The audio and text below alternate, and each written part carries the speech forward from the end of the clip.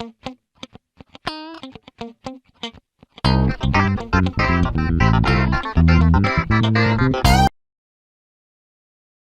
van entrando de a poquito, les doy una cordial bienvenida nuevamente, gracias por estar, por sumarse en esta segunda oportunidad que le hemos dado a la charla. Hicimos los deberes con José, hicimos una pruebita de audio el día de ayer, así que hoy se lo escucha bien. Hay unos micro cortes muy chiquititos que esperamos que no interfieran demasiado, pero se escucha súper bien. Así que bueno, vamos a retomar la charla de la importancia de la argumentación jurídica en el ejercicio de la abogacía con José Antonio Virginis, a quien le doy nuevamente la bienvenida. José. Bueno, muy buenas tardes a todos y bueno, pedirles disculpas en directo del contratiempo electrónico que tuve con la señal. Y bueno, la idea de esta charla que voy a tener con ustedes es puntualmente hablarles sobre la importancia de la argumentación jurídica en el ejercicio de la profesión. ¿Y por qué hablo de la importancia? Porque es una herramienta que utilizamos siempre, todos los días, ya sea en tribunales, cuando presentamos un escrito, hacemos la demanda, contestamos la demanda, tenemos que hacer un telegrama,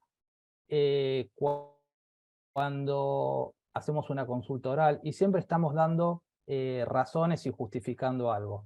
¿Cómo va a ser la propuesta expositiva? Lo voy a separar en 5 módulos, si bien hubo un detalle en el programa, pero los reorganicé en estos grupos temáticos. Primero voy a hablar de los elementos básicos de la argumentación, sobre los conceptos, qué es argumentar, los momentos de la argumentación del juez y el abogado.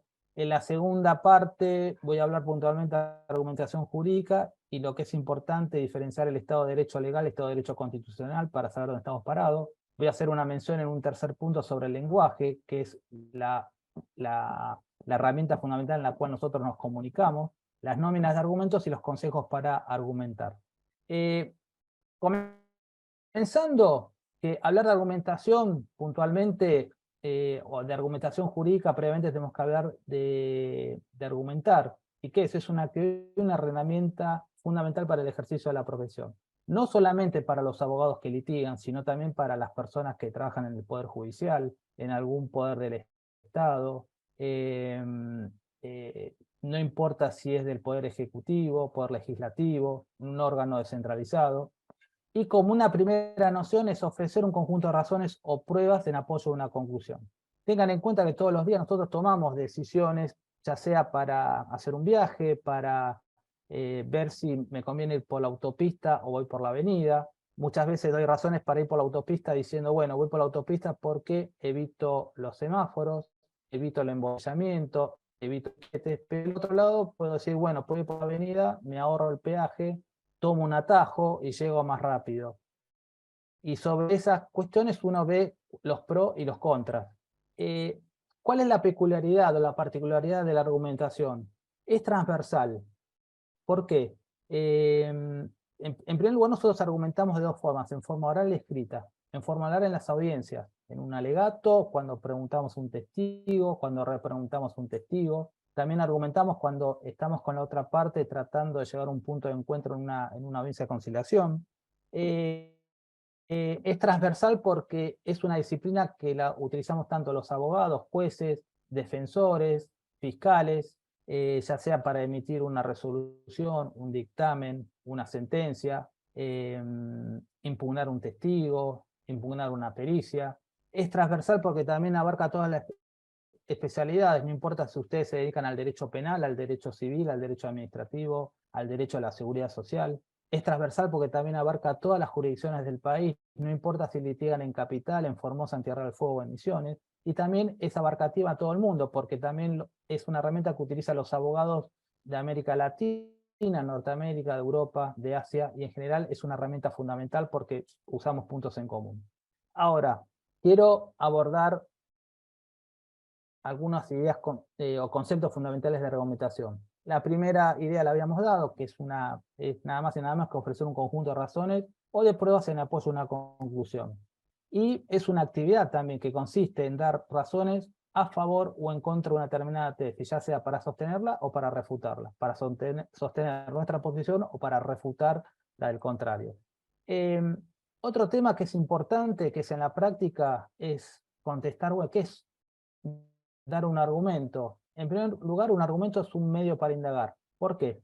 Ustedes cuando atienden un cliente, para poder tener una mejor redacción o poder describir, o por ejemplo, si tienen que relatar los hechos de una demanda, ustedes van a preguntarle al cliente, por ejemplo, que tuvo un accidente de tránsito, cuándo fue el accidente, dónde fue el accidente, si hubo denuncia policial, quién pasó en rojo, si era de día, si era de noche, si llovía o no, porque cuando yo más elementos tengo, mejor puedo argumentar. Por eso la función nuestra como abogados es preguntar, por eso no solamente somos argumentadores, sino que indagamos, preguntamos, eso es muy importante. Y generalmente está compuesto por dos preguntas, que es, bueno, ¿qué estoy tratando de probar? ¿Y cuál es mi conclusión? Esa sería la primera parte de cómo dar un argumento. Y también quiero comentarles que argumentar tiene 4 actividades o 4 funciones. Primero, es una acción relativa a un lenguaje. Obviamente, pues nosotros tenemos que comunicar, ¿bien? ¿Por qué tengo que trabar un embargo cuando no me pagaron? ¿Por qué estoy impugnando una pericia? ¿Por qué estoy alegando sobre un hecho probado o no probado? Después, obviamente, la argumentación que presupone un problema. Siempre va a haber un problema cuando tengamos que argumentar, ya sea para contestar una carta de documento, para intimar al deudor para que pague porque venció el plazo, cuando tengo que intimar a mi empleador porque no está registrada la relación laboral o no me pagaron los salarios. También la argumentación es un proceso como una actividad y como un resultado. Y argumentar es una actividad racional por la sencilla razón que no se hace ni por instinto ni por adivinación. Obviamente hay un orden lógico para hacer todo esto. Una cuestión importante es cómo se compone la argumentación. Tiene 3 patas o 3 elementos muy importantes, que es la tesis, la demostración y la conclusión. Vayamos a la tesis. La tesis es nada más y nada menos que es una opinión, es una idea, es la postura que yo defiendo, es el punto de vista a defender, es la opinión que yo sostengo y la quiero a toda costa probar y demostrar que tengo razón.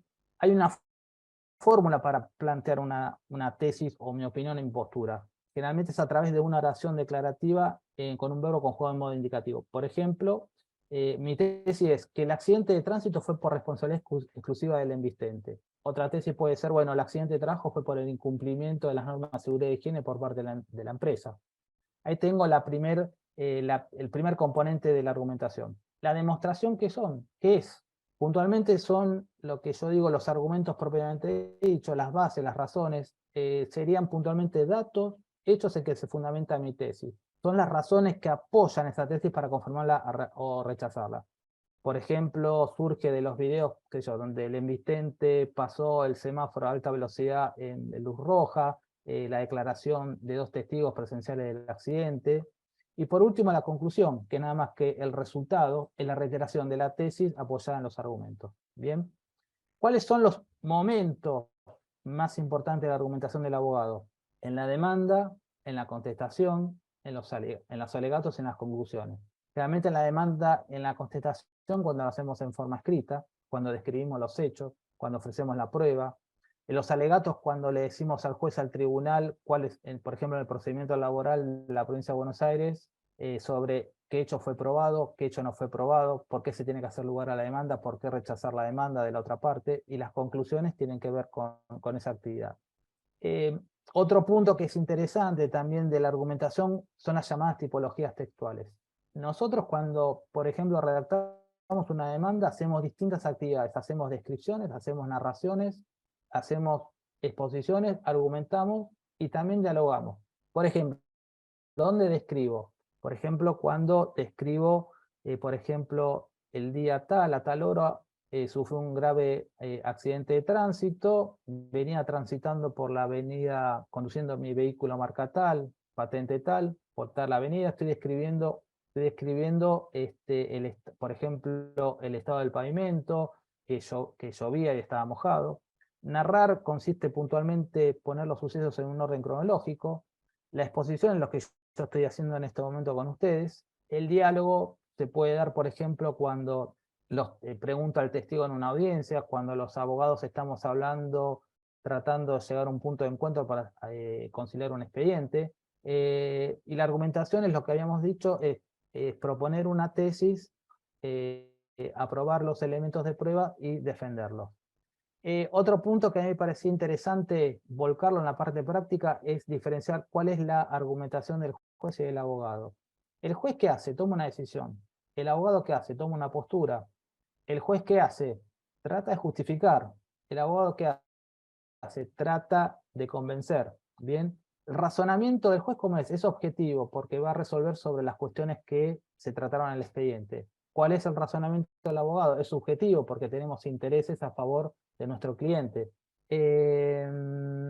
¿Sobre qué argumenta el juez? Sobre una determinada tesis.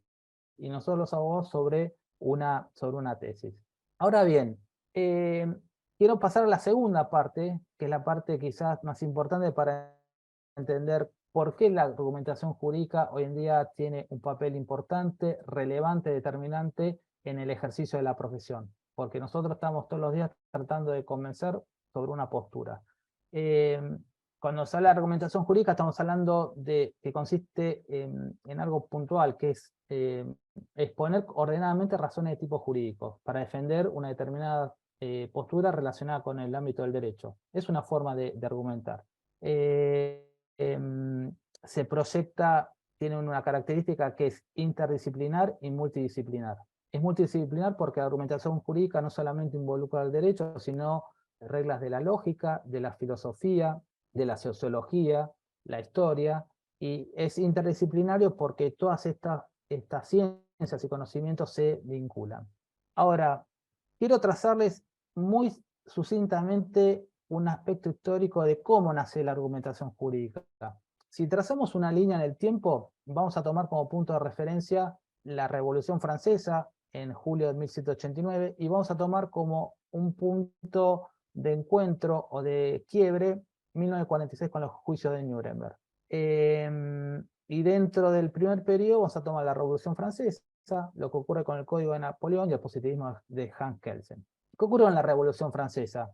En primer lugar, la Revolución Francesa deja sin efecto el viejo régimen, pero no estaba dispuesta a reconocer un poder judicial. Se recomendaba este servicio a la administración, a lo que sería el Ministerio de Justicia. ¿Qué pasó en 1804? Se dicta el Código Civil francés, el Código de Napoleón, que tenía por finalidad dotar estabilidad política a los cambios revolucionarios de 1789. ¿Por qué ponemos a Kelsen? Si bien pasó bastante tiempo, de 1789 hasta la primera parte del siglo XX, él decía que no había más derecho que el puesto como tal y que éste podía contar con cualquier contenido. Acá la primera cuestión. Era un jus positivismo normativo, porque se basaba en las normas.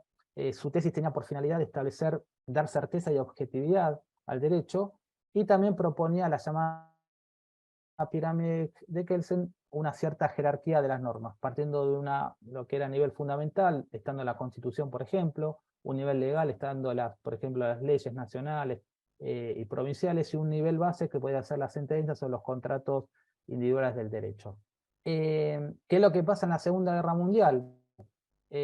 Vencidos los nazis, se produce en 1946 el juicio de Nuremberg. ¿Y qué es lo que pasaba acá? Cuando los acusados se ponían a exponer, decían, mire, yo no cometí delitos, si era el derecho vigente, era la ley vigente, o sea que esa ley vigente a mí me permitía hacer los actos por los cuales ustedes me están juzgando. Y acá Gustav Radbuch establece una fórmula que él dice que por seguridad jurídica obviamente tiene que prevalecer la ley, ¿bien? Pero cuando la ley es insoportable, tengan en cuenta esta, por injusta tiene que ser ante la justicia. ¿Por qué? Porque el derecho extremadamente injusto no es derecho. Entonces él en su fórmula estableció dos partes, lo que se llama fórmula de intolerancia, que una ley injusta no puede ser tolerada, y la fórmula de invalidez, que una ley injusta no debe ser declarada inválida. Y acá se produce el primer quiebre donde el derecho, la ley en sentido puro, empieza a ser cuestionado, y donde ya en la primera parte de la década del 50 empiezan a surgir los primeros expositores de la argumentación jurídica, donde desempolvan los textos de Aristóteles, Santo Tomás de Aquino, para empezar de vuelta a tomar esa ciencia de empezar a cuestionar las leyes injustas, aquellas leyes que estaban en contra de la moral, cosa que no ocurría en ese periodo que hablo de 1789 hasta el 1946 por tenerlo como punto de referencia. Ahora quiero marcar algunas diferencias entre el Estado de Derecho legal y el Estado de Derecho constitucional. ¿Qué pasa en el Estado de Derecho legal? El Estado de Derecho legal es el periodo comprendido que habíamos dicho, 1789 hasta fin de la Segunda Guerra Mundial, donde aplicar el derecho era interpretarlo. Los códigos que el derecho estaba hecho, no se discutía lo que decía el código, nada está sobre la ley. Y en el objeto de argumentación, en el Estado de Derecho constitucional, tenemos que un problema jurídico podía ser resuelto con la aplicación con nuevas fuentes como los derechos humanos y los principios. Aplicar el derecho es descubrirlo.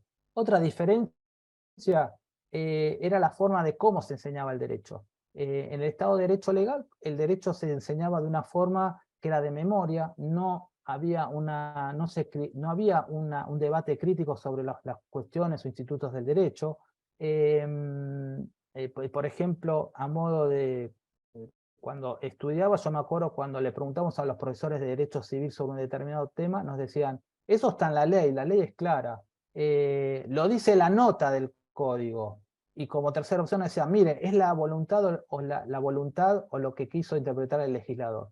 O sea que siempre quedamos encerrados en esa trampa, ¿no? Por decirlo de alguna manera. Yo a modo de anécdota me acuerdo que había un profesor de Derecho Civil que sabía de memoria el código y en un examen, obviamente que lo di mal, en contratos, me había dicho, mire, le voy a dar una ayuda, y ya le estoy soplando la respuesta, está en la nota del código. Obviamente decirme eso y reprobar era lo mismo. Hubiese sido más honesto que me diga, mire, usted no sabe nada, vaya a su casa y vuelva a estudiar. Pero bueno, eso es lo que puntualmente les quería marcar de cómo se enseñaba el derecho. ¿Qué pasa en el Estado de Derecho constitucional? Obviamente se incorpora no solamente el texto de la ley, sino principios, valores, los derechos humanos, como forma de estudiar y aplicar el derecho. Por ejemplo, también en el Estado de Derecho constitucional, en el Estado de Derecho legal, existía tres cuestiones claras de cómo aplicar el derecho porque existían leyes claras y los casos eran fáciles, a diferencia del Estado de Derecho constitucional donde existen más elementos para analizar los complejos jurídicos. Otro punto de diferencia entre el Estado de Derecho legal y el Estado de Derecho constitucional son los tipos de casos que se resuelven. En el Estado de Derecho legal los casos eran fáciles. Los problemas fácticos que eran confinados al derecho. Si esa cuestión se encontraba en el derecho, se aplicaba un silogismo y se resolvía. Si no estaba en el derecho, no existía para el mundo.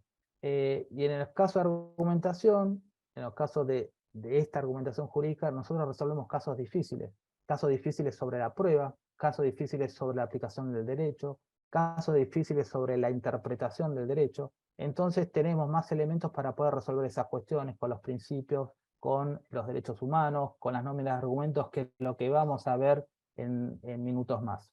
En el Estado de Derecho legal, la moral no tiene nada que ver con el derecho, en el Estado de Derecho constitucional sí tiene que ver con el derecho.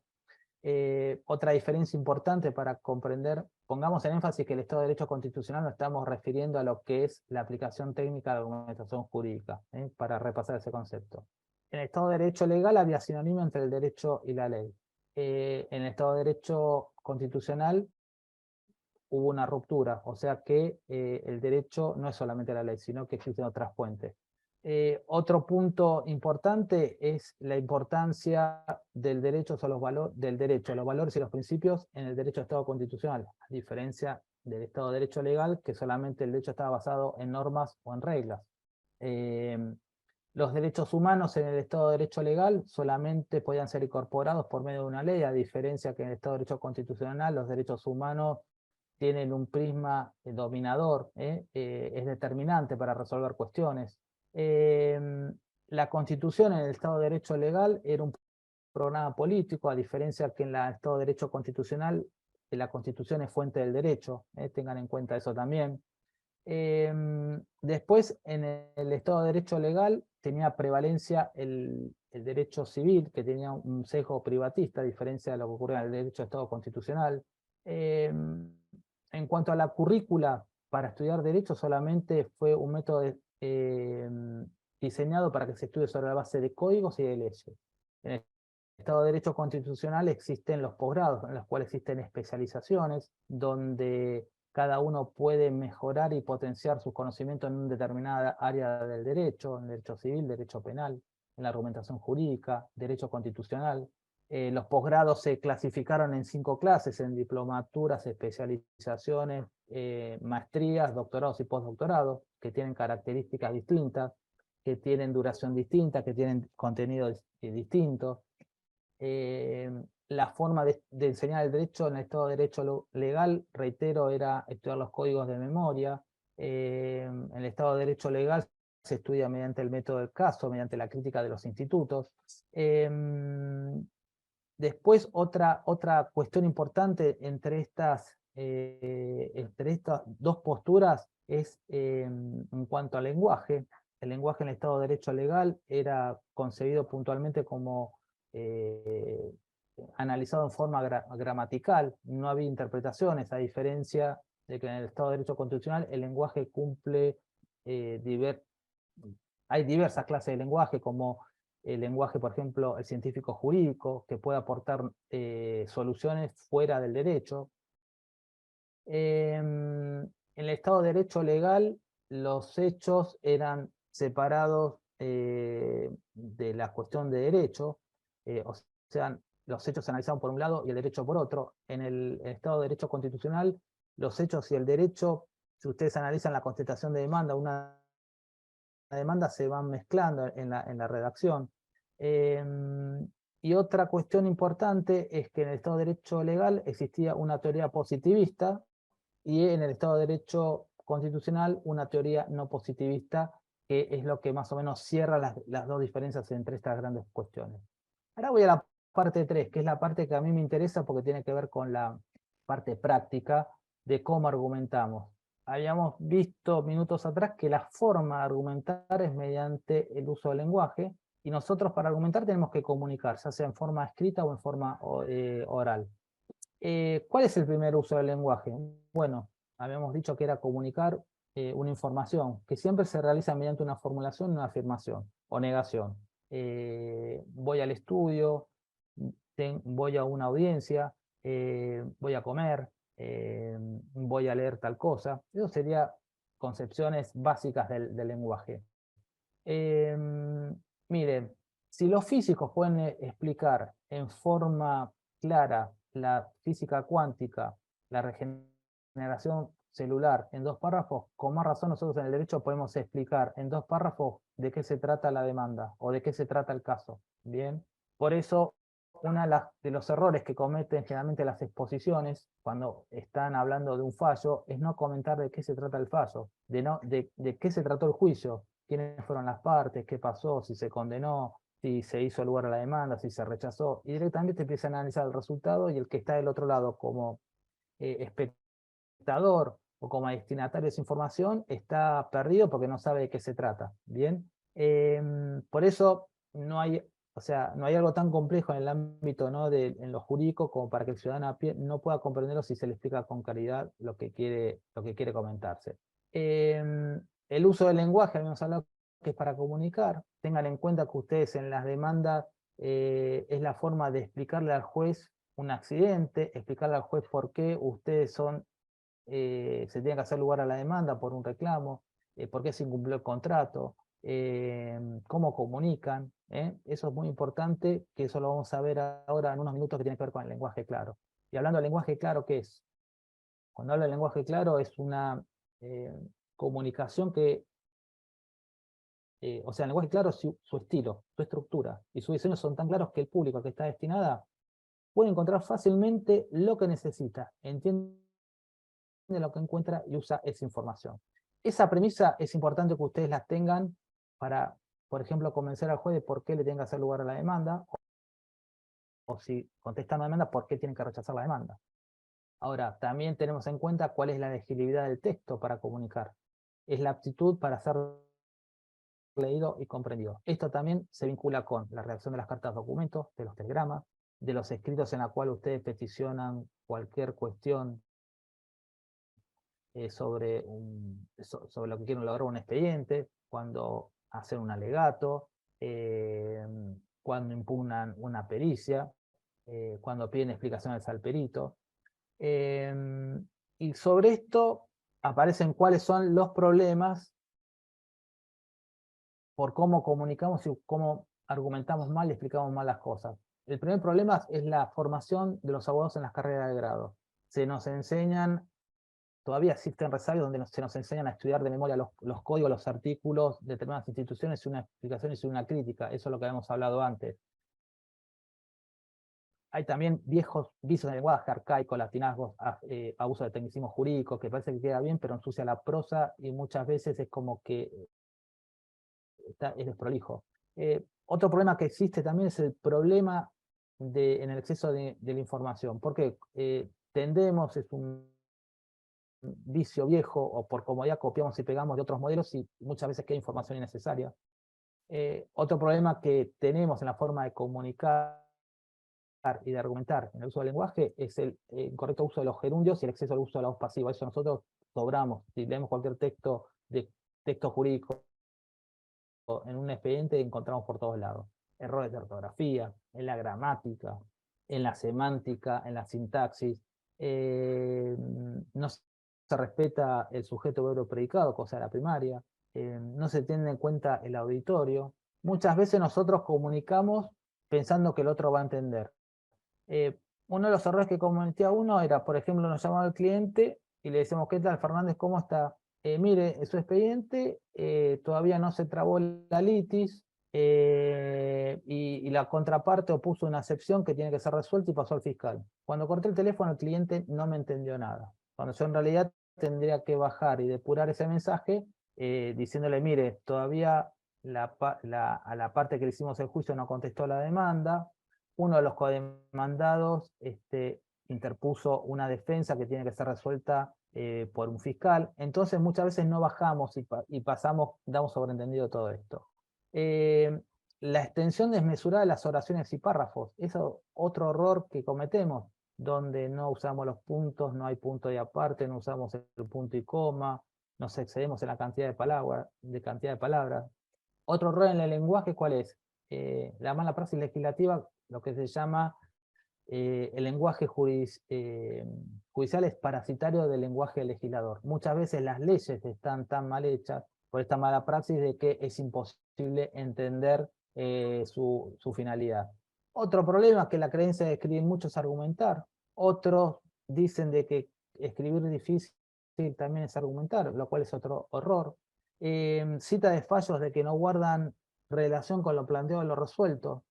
¿Cuál es el error que cometemos todos? Buscamos en el tesauro, por ejemplo, despido discriminatorio, nos salen una cantidad importante de fallos y ponemos 50 fallos que capaz que solamente nos sirven 3 o 4. ¿Bien? Otro punto es por qué tenemos que preferir el lenguaje claro. Primero, permite comunicar mejor en forma clara, precisa y contundente nuestra presentación, nuestra demanda, nuestro escrito, nuestra petición.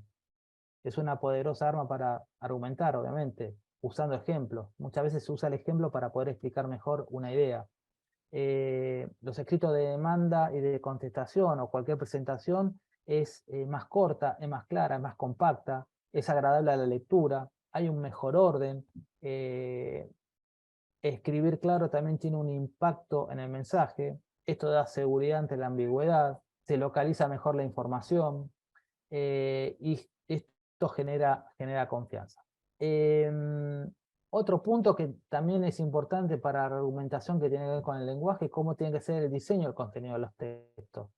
El diseño, puntualmente, usar una fuente y un cuerpo de letras fáciles de leer. No puedo utilizar una letra 8 o una fuente que sea ilegible porque obviamente no se puede leer y va a ser dificultosa la lectura. Dejar espacios y sangrías, ya sea entre párrafo y párrafo, sangrías que da una mejor, es mejor encontrarla, hasta visualmente es mejor, recurrir a títulos y subtítulos. También se permite, y es algo que hoy en día se está usando muchísimo, no solamente los escritos, sino también la sentencia, de usar, por ejemplo, listas, tablas, Excel, recursos gráficos, para expresar contenido sintéticamente. Eso en cuanto al diseño. En cuanto al contenido, primero, no dar por hecho que el lector conoce el tema. por más que ustedes sepan que el juez sepa de derecho administrativo o sepa sobre un determinado tema, hay que explicárselo como si no lo supiera. Omitir lo irrelevante. Utilizar un vocabulario que el lector conozca. Otra cuestión, cuando no existe un sinónimo más general que define el tema, explicar el tecnicismo y usar ejemplos para explicar las ideas complejas. Y para terminar con esta parte del lenguaje, ¿cuáles son las propuestas de solución que generalmente uno trata de mejorar? Primero, concientizar en los diferentes estamentos el actual problema, ya sea en las facultades, en estas charlas, en los consejos de la magistratura, en la escuela judicial, en las carreras de grado, en los posgrados, donde se deben dictar cursos de lectocomprensión, análisis de texto, análisis de jurisprudencia, el estudio de la argumentación como una forma de entender los textos, usar frases cortas, lo que había dicho, respetar la estructura de sujeto, verbo y predicado, limitar entre 30 y 35 palabras por oración y a 10 líneas, por ejemplo, los párrafos, utilizar una idea por párrafo, ser claro en la descripción de los hechos, ¿bien? El texto debe presentar un esquema ordenado y coherente, evitar repeticiones, muletillas, chiclets en las demandas. Bueno, otra cuestión importante es sustituir los verbos ser o estar, y utilizar el verbo principal que tiene más fuerza. Atención a los adverbios terminados en mente. Tengamos en cuenta la concisión y cortesía. Miren, a mí me mandan materiales a veces de los juzgados donde los abogados son irrespetuosos no solamente con las partes, sino hasta con el juez. Usar un término no discriminatorio del lenguaje, aclarar términos técnicos, por ejemplo, al nota al pie, reitero el uso de tablas, gráficos. La forma de practicar todo esto es la reescritura, por ejemplo, de demandas, reescritura de sentencias, reescrituras de escritos, reescrituras de alegatos, utilizando todas estas técnicas. Y una cuestión más ya que es más para razonamiento probatorio que para otra charla, es incluir diagramas o esquemas argumentativos para poder explicar cómo llego a un resultado, explicando los hechos y el derecho y llegando a una conclusión final.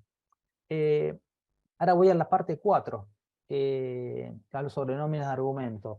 Ustedes, cuando trabajan en el estudio, toman la carpeta, después de haber hecho la entrevista al cliente, y van a tener un montón de elementos. Van a tener, por ejemplo, apuntes que han tomado sobre hechos. Pongamos un ejemplo del accidente de tránsito.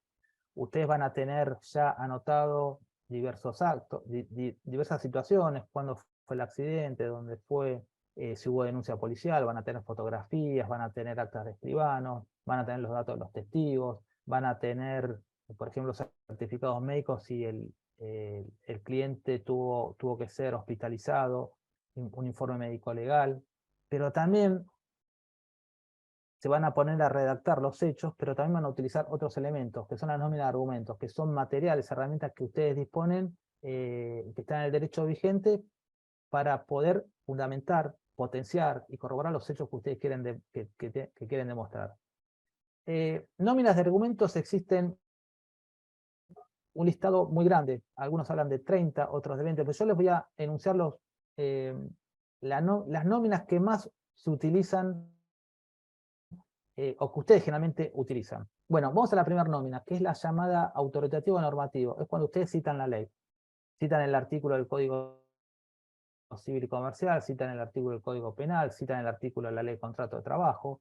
Cuando ustedes van escribiendo y diciendo, bueno, le corresponde la indemnización por despido, que se encuentra legislada en el artículo 245 de la Ley de Contrato de Trabajo, le corresponde la pena de prisión por homicidio tal, porque está en el artículo tal del Código Penal. Eso sería el primer argumento, citar la norma, el artículo de la ley donde usted fundamenta su petición. El segundo, el llamado nómina argumento principalista, donde ustedes van a fundamentar, por ejemplo, su pretensión en base a principios, por ejemplo, el derecho penal en el indubio pro reo, en el derecho laboral cuando se habla de indubio pro operario, sobre todo cuestiones de no discriminación, sobre lo que es puntualmente las situaciones de por ejemplo, la progresividad en los derechos del trabajador, las presunciones laborales. Bueno, eso a modo de ejemplo, los principios que ustedes utilizan, principios de vulnerabilidad, todas esas cuestiones que ustedes también lo utilizan en la nómina de argumento para reforzar su argumento.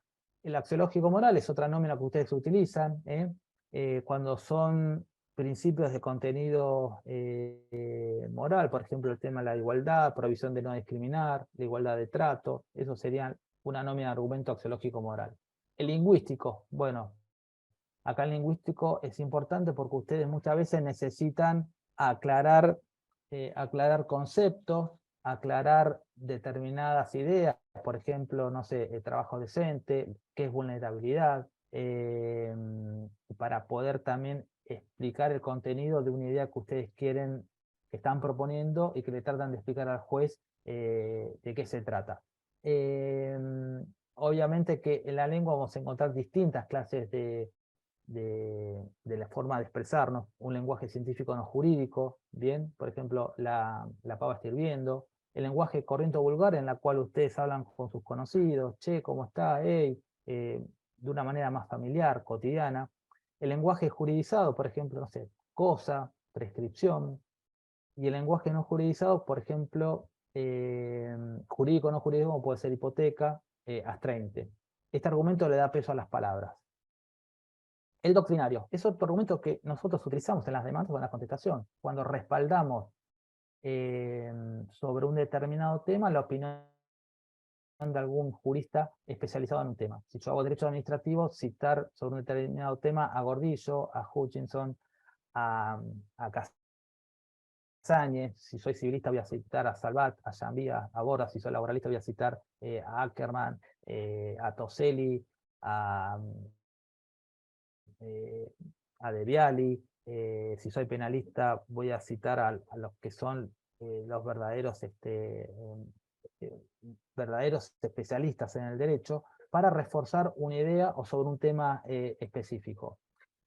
Jurisprudencial. Bueno, acá me quiero parar. Cuando nosotros utilizamos la jurisprudencia tenemos que tener en cuenta varias cuestiones.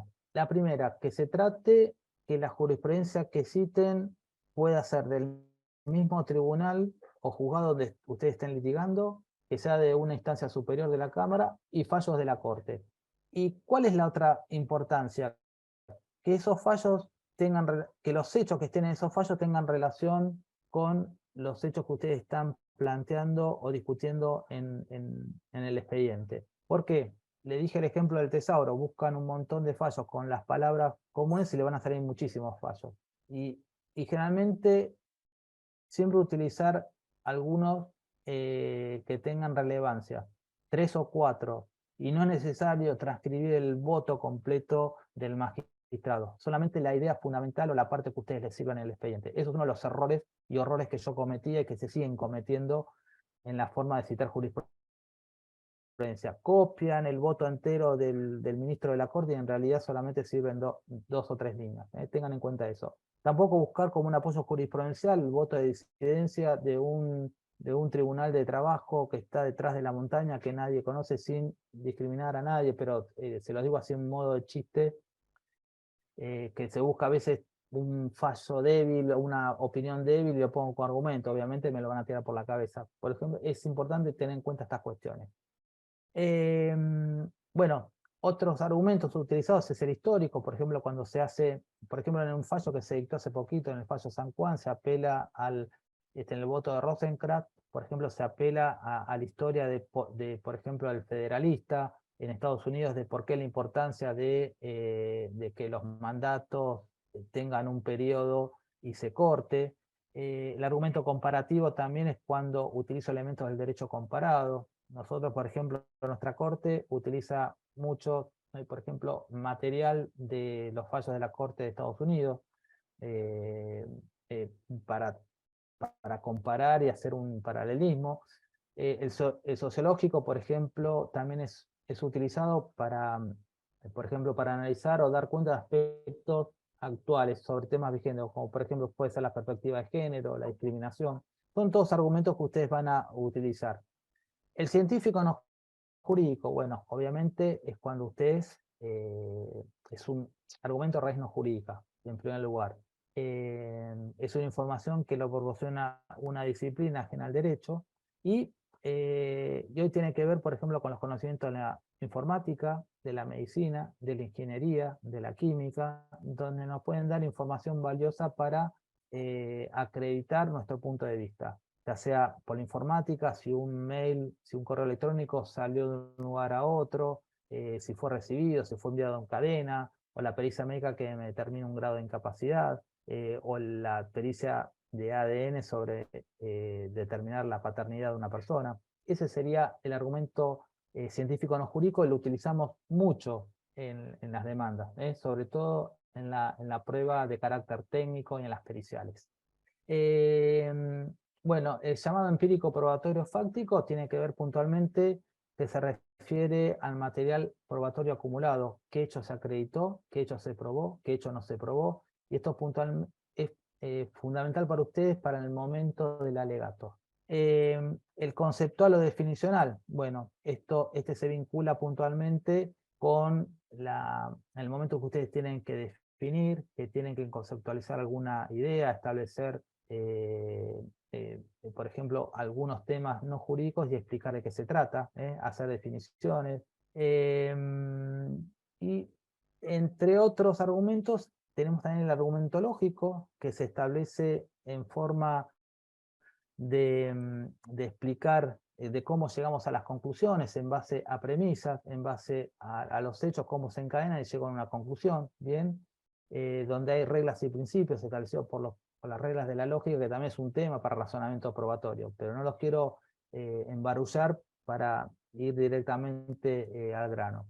Estos argumentos que hemos dado puntualmente sirven, son los materiales que ustedes van a utilizar con la carpeta cuando empiezan a tipear y cuando empiezan a armar la estrategia de ataque o la estrategia de defensa. Bien, tengan en cuenta eso. Y quiero ir a la última parte con los llamados consejos para argumentar. Ya habíamos visto en una primera parte, a modo de reposo, qué era argumentar, cuál es la argumentación del abogado, cuál es la argumentación del juez, cómo se compone un argumento, cuáles son las partes del argumento, por qué la argumentación jurídica es importante hoy en día, en la cual se hizo una reflexión importante sobre el Estado de Derecho constitucional. Hicimos el análisis de la parte histórica para comprender cómo durante muchísimo tiempo el derecho se aplicaba, se interpretaba, se estudiaba y se daba a conocer sobre la base de la ley. En otro punto que habíamos dado, la importancia del lenguaje, porque por medio de la argumentación nosotros tenemos que comunicar nuestro punto de vista en la forma clara, precisa, sencilla, sin rodeos, sin términos oscuros, sin imprecisiones o sin un vocabulario que sea difícil de comprender. La importancia del auditorio. Una cosa es cómo hablo con ustedes, que puedo hablar con cierto contenido técnico científico, diferente que hablar este tema con personas que no son abogados. Tener en cuenta la importancia de escribir, de ser conciso. Bueno, eso es lo que habíamos visto en esta parte. Y después las nóminas de argumentos, que fue lo último que vimos, es todo el material que ustedes tienen a mano para poder argumentar la pieza jurídica que ustedes quieren presentar. Volvamos al consejo maestro: demanda, contestación de demanda, formular un alegato, apelar una sentencia. Toda pieza jurídica es objeto de argumentación jurídica y objeto para ser cuestionada, para ser defendida o para ser refutada. Bien, primera cuestión. No se puede argumentar bien jurídicamente sin un buen conocimiento del derecho. Yo puedo ser el mejor escritor en prosa, en filosofía y letras, pero si no sé derecho no me sirve de nada. Entonces es importante que ustedes sepan el derecho en la cual ustedes estén ejerciendo. Si son de accidente de tránsito, conocer bien los precedentes, cuáles son los fallos de cámara, los principios que tienen un respaldo, una determinada posición, que dice la doctrina, que dice la jurisprudencia. Lo mismo que se dedican al derecho administrativo o al derecho laboral. Otro consejo: no se argumenta mejor por decir muchas veces lo mismo, ni por expresar con muchas palabras lo que se podría decirse con muchas menos. Eso tiene que ver con la economía lingüística. Bien. Después tampoco se argumenta bien por hacer muchas referencias, por hacer muchas palabras prestigiosas o autores de moda, escribir difícil. Eso no sirve para argumentar.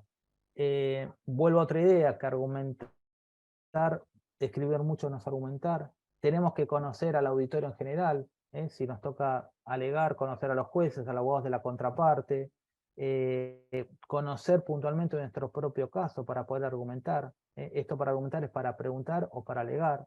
Conocer el caso del adversario, que en este caso será la contestación de demanda o la contestación de demanda. Otra cuestión importante para argumentar es comenzar siempre a exponer sobre la cuestión a resolver. Comenzar una técnica es comenzar la exposición con un sumario breve de lo que se pretende desarrollar. Presentar el caso, por ejemplo, de una manera positiva, no negando la posición del otro. La regla de oro es comenzar el discurso con el principal argumento. Acuérdense de eso, comenzar el discurso con el argumento principal, porque si no se desluce y es como que pierde fuerza lo que ustedes quieren proponer, demostrar y convencer a la otra parte. Otra cuestión, si es posible refutar los argumentos obvios del adversario antes de que lo presente. Esto en caso, por ejemplo, en un debate oral.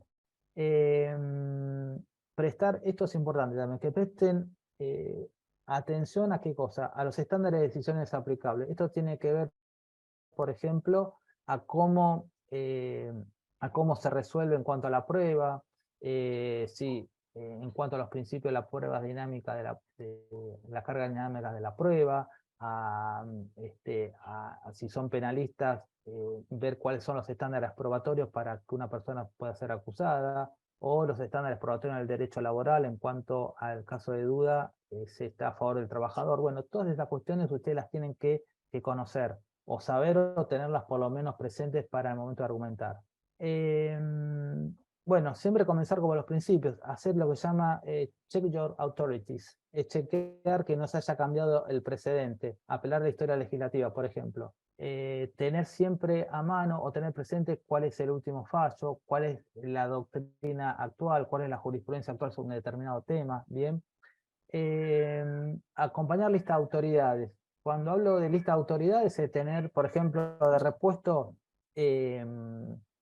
o de refuerzo, más que de repuesto, qué opina determinado autor sobre un determinado tema que ustedes están exponiendo. Ustedes están exponiendo sobre un determinado tema en derecho civil, manifestar. Borda en este sentido tiene esta posición, lo corrobora Zambía, Salvat al analizar el instituto dice esta cosa. Bueno, esas cuestiones también es importante. Esto para también la argumentación oral. Cuando ustedes se pongan los hechos del caso, no lo hagan calificando o dar detalles innecesarios. Ser precisos, concretos y de una naturaleza quirúrgica en la cual ustedes exponen los hechos. Tengan en cuenta eso. Después, como dijimos, presentar los argumentos con claridad, en un lenguaje cuidado, que sea sencillo, que el auditorio entienda, que sea comprensible, que no tenga términos oscuros. Si se trata de un argumento oral en un alegato, ni hablar muy rápido ni muy despacio, en un tono donde se pueda entender la idea, lo que ustedes quieren tratar de proponer. Hablamos de la economía argumentativa, que es presentar los argumentos en forma concisa. Apelar al sentido común es otra forma de argumentar, utilizando ejemplos también. También asumir, esto es importante también, una actitud respetuosa con la contraparte, ya sea en el litigio y en la audiencia misma. Hoy lamentablemente esta cuestión está muy desmadrada porque existen agresiones verbales, uno lo ve en las audiencias de vista de causa, que el abogado de la otra parte se insulta con el otro. Yo he visto cosas horribles como escupitajos o ver cómo se vuela de una punta a la otra del estrado carpetas. Realmente bastante bochornoso eso. El maltrato en la mesa de entrada, en los escritos, las desprolijidades y cómo se descalifica la contraparte y mismo al juez. Es bastante triste todo eso. respetar el tiempo disponible.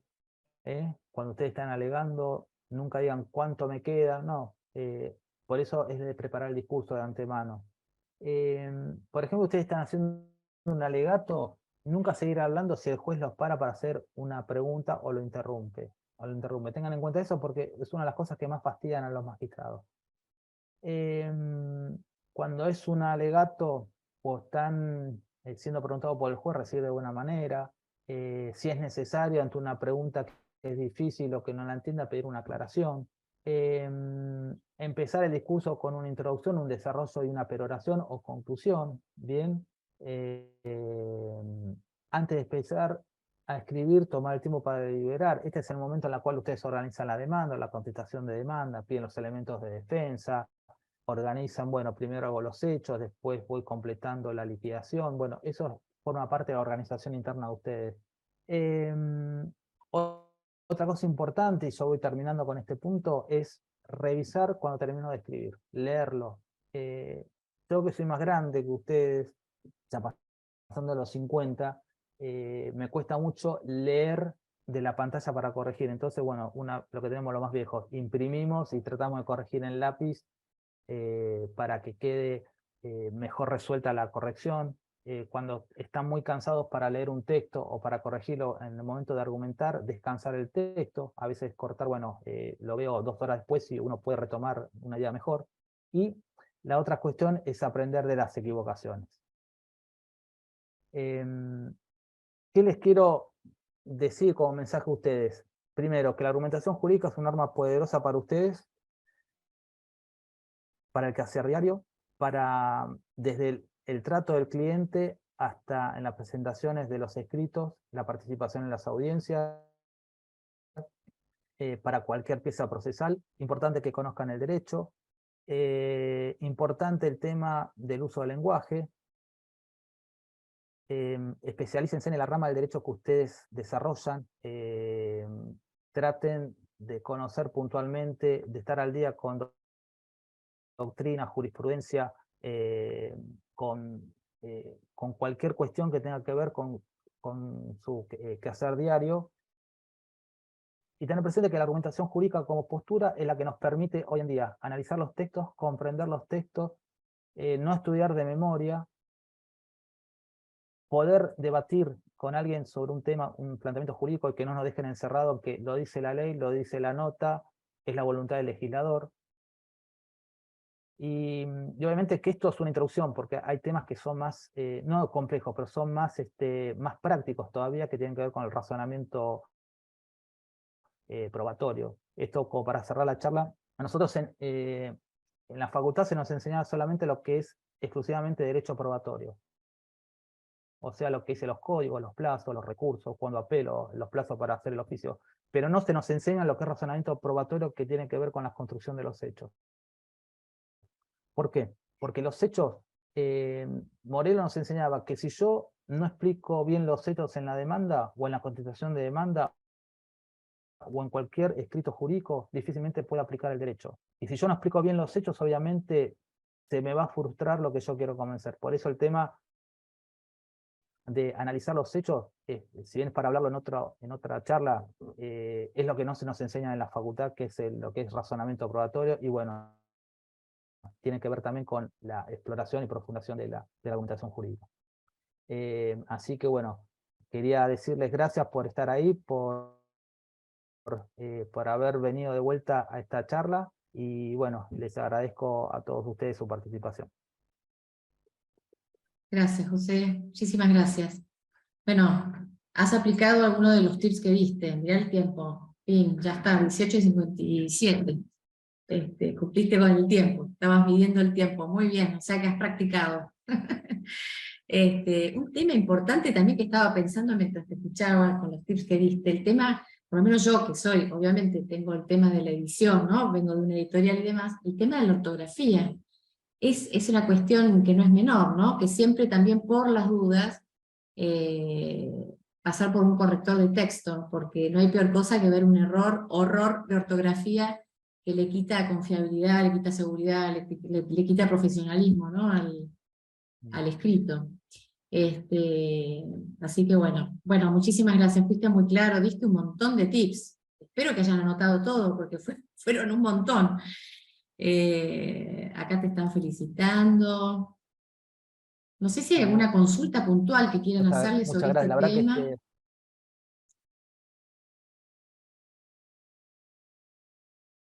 Bueno, acá están pidiendo futura charla sobre razonamiento probatorio. Va a haber que organizarla. Bueno, súper eso interesante, va a demandar más, excelente.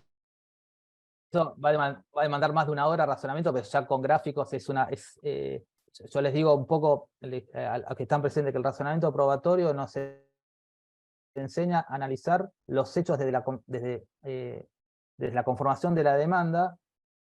Inclusive tengo armas poderosas para poder destruir, por ejemplo, una sentencia mal explicada, y los hechos es el secreto de todo lo que tiene que ver con la argumentación. Si yo no explico bien algo, obviamente no me van a entender, y esa explicación va respaldada de otras nóminas de argumentos. Otro tema que también es hermoso, que no lo mencioné, el tema del análisis de las falacias, cuando nosotros tenemos que ver los argumentos de la otra parte y tratar de cuestionarlas. Entonces, bueno, hay un montón de ejercicios que se pueden hacer, y lo que les recomiendo también, la reescritura de fallos. Uno de nuestros profesores nos decía que la mejor forma de aplicar todo esto de la argumentación en la parte lingüística y de aplicar todo esto es la reescritura de fallos. De demandas, de contracción de demandas, de alegatos, y de simplificarlos. Y realmente es un ejercicio muy bueno. Yo, si comparo mis demandas de cuando empecé a litigar en el 96 hasta ahora, hubo una metamorfosis. Pasé por tener miedo, buscar modelos, descargar de todo, fallo, doctrina, hasta hacer más escueto y que la demanda o contestación sea más compacta, ¿no? Eso es lo importante. Y la inclusión de cuadros, otro temazo también. Hay sentencias, por ejemplo, en la justicia contravencional en la capital federal, donde hay cuadros argumentativos de cómo llegan a la conclusión, analizando los hechos, qué hecho no se probó, es como un organigrama, ¿no? Ujú. Sobre un resumen, está muy bien. Eso lo hace el doctor González Zurro, que era juez, ahora es juez de Cámara Nacional de lo Civil, donde él ya cambió la estética de la sentencia, estableciendo una carátula, un índice, hipervínculos, nota al pie, cuadro y un resumen y un abstract del fallo. Y realmente fallos de 20 hojas se hacían en 10 y se explicaba lo mismo más claro. Eso está, bueno, nada, les tiré ahí temas para eh, bueno, forma parte de lo que es hermoso esto de argumentación jurídica, porque bueno, es la herramienta fundamental para todos los colegas, independientemente de dónde litiguen, la especialidad, la jurisdicción o donde estén. Eso es lo que les quería transmitir a eso. Yo me acuerdo de Capón Filas, no sé si te acuerdas, o sea, te di la oportunidad de ver material de él, hacía unos cuadros espectaculares, resumiendo temas muy complejos, de una manera tan... Pasa que hay que ser hay que saber mucho para poder hacer eso, ¿no? Llevar algo tan complejo a algo tan sencillo como un cuadro. Tenés que ser un genio. Pero sí, me imagino que es una herramienta muy Mira, útil. Manuel Atienza en la maestría de argumentación, una de las cosas que yo explico en la maestría es el cuadro de cómo analizar un caso, desde la hipótesis, y por un lado se analizan los hechos y por el otro el derecho, y llegás a la conclusión.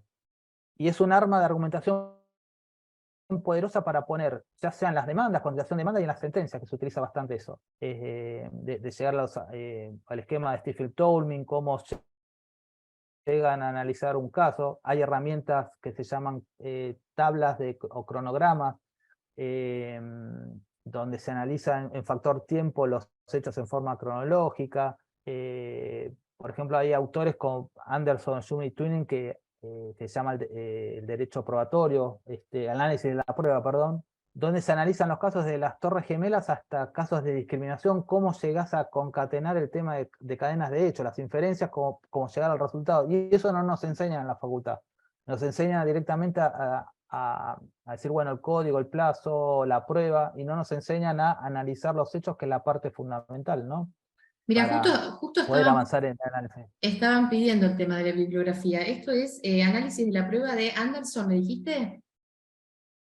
Sí, es Anderson, se escribe Anderson, después Sí, el otro sí. autor es Schum, y Twining, William Twining, análisis de la Ah, prueba.